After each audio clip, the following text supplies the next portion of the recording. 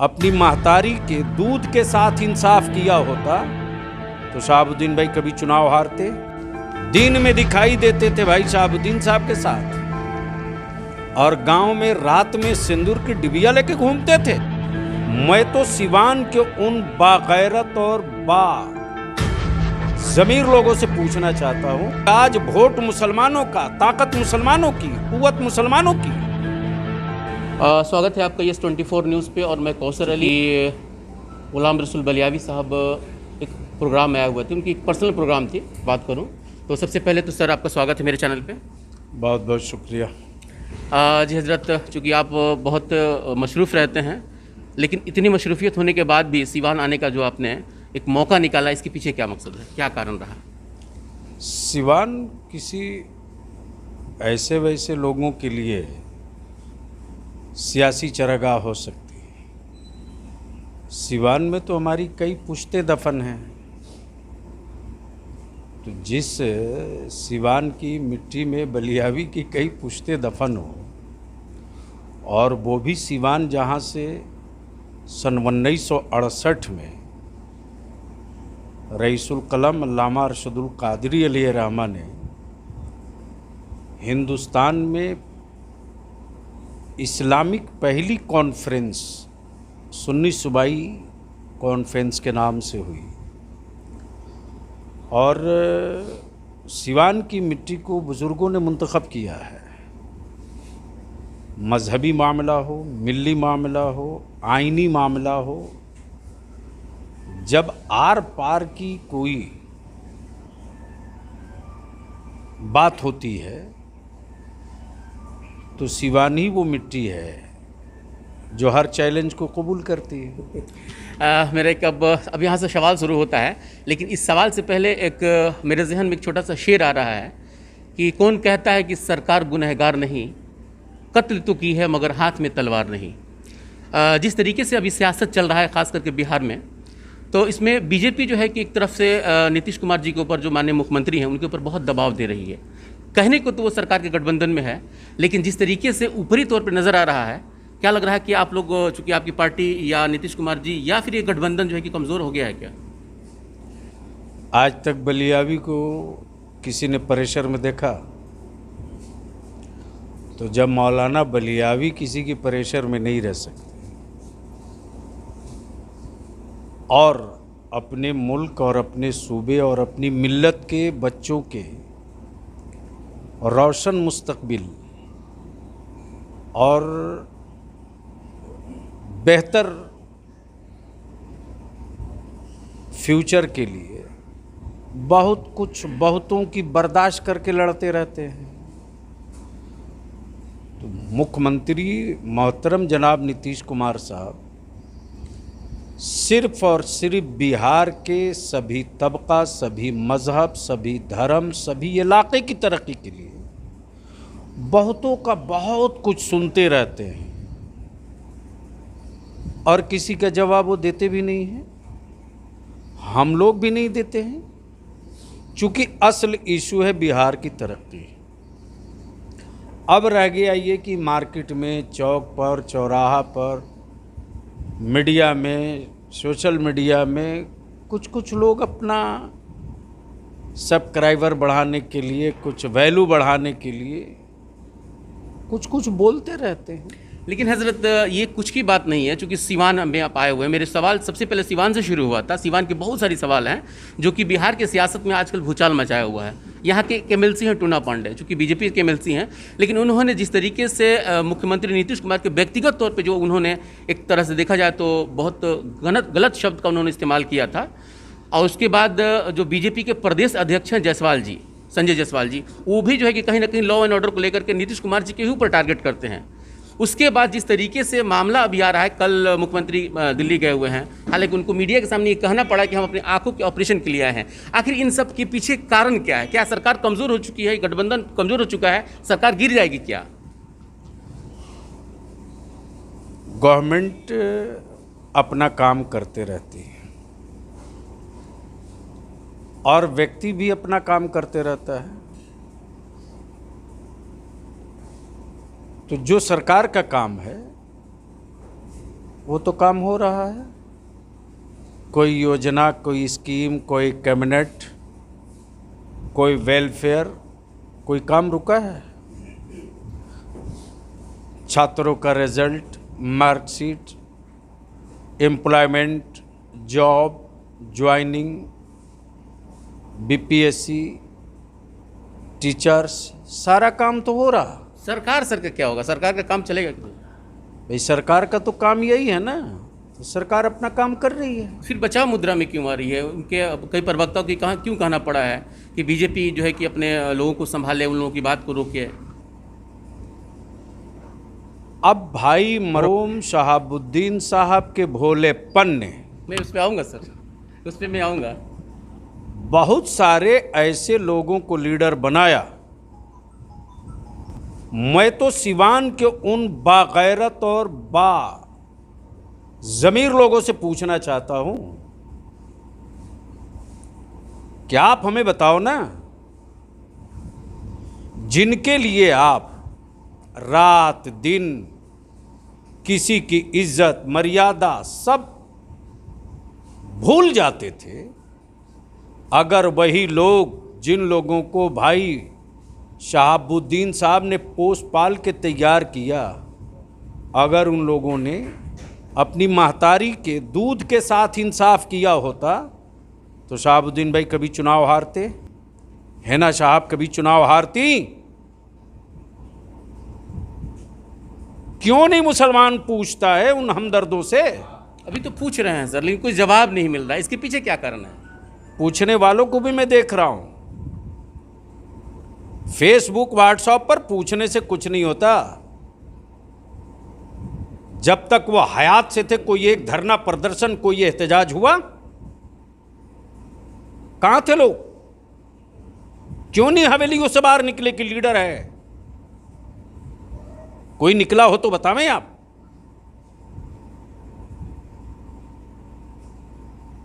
बाद मुहर्रम या हुसैन चीख रहेंगे।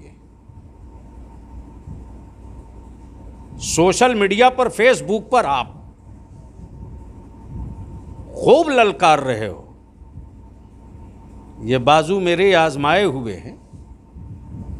उनकी जिंदगी में अगर ये लोग सड़क पर निकले होते तो वो एक आदमी और उनके नाम की धमक उन लोगों को साइज में लाकर रखता जो लोग आज वोट मुसलमानों का, ताकत मुसलमानों की, कुव्वत मुसलमानों की। कोई पूछता है बारी सिद्दीकी क्यों हार गए? जवाब कौन देगा? रियाजुल हक राजू क्यों हार गए? जवाब कौन देगा? कहां गया लोकसभा में वोट उनका? लेकिन सर ये लोग अभी तक, ये लोग भी तो कुछ नहीं बोल पाए हैं। रियाजुल हक साहब हो गए या सिद्दीकी साहब हो गए या शहनवाज साहब, जो लोग भी हैं, जो लोग भी राजद में अपने आप को कद्दावर माना समझते थे, जिन लोगों को शहाबुद्दीन साहब ने प्रमोट किया, आज वो लोग भी तो कुछ नहीं बोल पा रहे हैं। नहीं बोल पा रहे तो उनकी जवाबदेही वो न समझेंगे। तो ये भी तो इसी तबके में आते हैं ना, मुस्लिम तबके में ही आते हैं लोग भी तो। बलियावी अपने अमाल का जवाबदेह है। जब कभी भी मुल्क के अमन, चैन, भाईचारा, खैर सगाली और किसी जात, किसी धर्म, किसी मजहब के साथ, चाहे कितना हो बड़ा ब्रिगेडियर, अगर उसने जुल्म की ललकार बांधी है तो बलियावी जान सटा के उनको हला दिया उसी जगह। उस पर मैं रियायत नहीं करता। बात चल रहा है कि हिना साहब आरजेडी छोड़ करके हो सकता है तो कहीं जेडीयू में चले आए। आप क्या कहते हैं इस पर? हर आदमी को अपने कंफर्टेबल और सहूलत के हिसाब से राजनीति करने का हक है। आप क्या मशवरा देंगे? इस ज़माने में मेरा सिर्फ एक ही मशवरा है, फेसबुक या व्हाट्सएप या उन पहलवानों से, चुनाव पीरियड में तो दिल्ली रहते हो, सड़क पर तो कभी निकले नहीं, बादे वे साल रोज फातिहा पढ़ रहे हो। जब तक के क्लियर कट ये कम्युनिटी जब तक हराने के लिए वोट देगी, तब तक इस कौम की औलादों के लिए कोई तरक्की और रोशन रोड मैप नहीं आएगा। 2005 का वो दौर दोहराना पड़ेगा। उस पहाड़ को बलियावी ने हिलाया था, और जब जब मदरसे की चटाई से धुआं निकला है तब तब मुल्क में उजाला हुआ है। अच्छा हजरत, ये धुआं की जो बात आपने कह दी, अभी बांका में जो है कि एक मदरसे को विस्फोट किया गया था, मुख्यमंत्री नीतीश कुमार जी की सरकार है, बीजेपी के ऊपर जो आरोप लगाया जा रहा है कथित तौर पे, इसके बारे में क्या कहेंगे आप? उस पर हमारा जो बयान आ गया वही आखिर था। एक बयान यस24 न्यूज़ की तरफ से भी जाना चाहिए ना। हमारे मुल्क में जो लोग मदरसों का इतिहास नहीं जानते, जाहिर सी बात है वो नए लोग होंगे, बिल्कुल। तो उन नए भारतीयों को मदरसे का इतिहास नहीं पता कि मदरसे वालों ने जंग आज़ादी में कितनी बड़ी कुर्बानी दी, और दिल्ली का कोई पेड़, कोई गांच बचा नहीं था जिस पर किसी न किसी आलिम की लाश न लटक रही हो। तो जिनके बाप दादा कहीं आज़ादी की लड़ाई में थे नहीं, उनको क्या पता मदरसे में क्या होता है। और कोर्ट अदालत से अलग हट करके कैमरा वाले, मीडिया वाले एक अलग अदालत लेके चलते हैं। मामला अदालत पहुंचा नहीं, ये फैसला सुनाते हैं। दो ग्रुप का आपसी विवाद, रमज़ान में मकतब था, मकतब बंद था, मौका पा करके लोगों ने कुछ रख दिया था। वहाँ हमारा डीएम, एसपी, प्रशासन, पूरी टीम, और मैं माननीय मुख्यमंत्री का शुक्रिया अदा करता हूँ, प्रशासन का शुक्रिया अदा करता हूँ कि लोग आग लगाना चाहे, लेकिन सत्ता और शासन और प्रशासन इतना अलर्ट और टाइट था। नीतीश कुमार जी के शासन में कोई अपराधी अपराध करके मुल्क के किसी कोने में बहुत दिनों तक सुकून से नहीं सो सकता। मेरा आखिरी सवाल है, अभी सिवान में चूंकि आप आए हुए हैं, और शहाबुद्दीन साहब के बेटे ओसामा साहब चूँकि अभी देखा जा रहा तो एक यूथ आइकन बन रहे हैं, लोग उनके अंदर आस्था देख रहे हैं, बड़े से बड़े नेता उनके यहाँ मिलने के लिए जाएंगे। हालांकि इसी में दो सवाल हम जोड़ देते हैं कि क्या आप भी जाएंगे मिलने के लिए, और उनके लिए क्या कहेंगे, क्योंकि जिस तरीके से वो अभी राजनीति में उभार उनका मिल रहा है, उसमें क्या कहेंगे आप? नौजवान हैं, मेरी नेक ख्वाहिशात उनके साथ है, और खैर खाहाना एक मशवरा भी है कि मिलने वाले उस समय भी भाई शहाबुद्दीन साहब से लोग जाते थे और अपना मतलब साधने के लिए जाते थे। इन मुलाकातों में भी 99% वही लोग हैं जो मतलब साधने जा रहे हैं, जो अपने को हमदर्द कहला रहे हैं। ये वही लोग हैं ना आज जो माननीय नीतीश कुमार जी पर उंगली उठा रहे हैं। ये वही लोग हैं जो लोग दिन में दिखाई देते थे भाई शहाबुद्दीन साहब के साथ, और गांव में रात में सिंदूर की डिबिया लेके घूमते थे। उन मुजरिमों के पहचाने हुए एक के चेहरे मेरे सामने हैं, और जुमले और अल्फाजों और दिखावों की हमदर्दी न बलियाबी कभी करता है न करेगा। और उनसे जो हमारे रिश्ते हैं ना, वो रिश्ता सियासत का नहीं है। लोग करीब से जाएंगे तो पता चल जाएगा। हाँ, ये सदमा बहरहाल हमको है और रहेगा कि हमदर्दों की जितनी बड़ी फौज बादे इंतकाल आई है, काश अगर उनकी जिंदगी में ये हमदर्दों की फौज आई होती तो मैं मानता। आप मिलने जाएंगे सर? हम मिलने जाएंगे तो आपको दिखाकर थोड़ी जाएंगे। हम मार्केटिंग वाले नहीं हैं। हम उन हमदर्दों में नहीं हैं।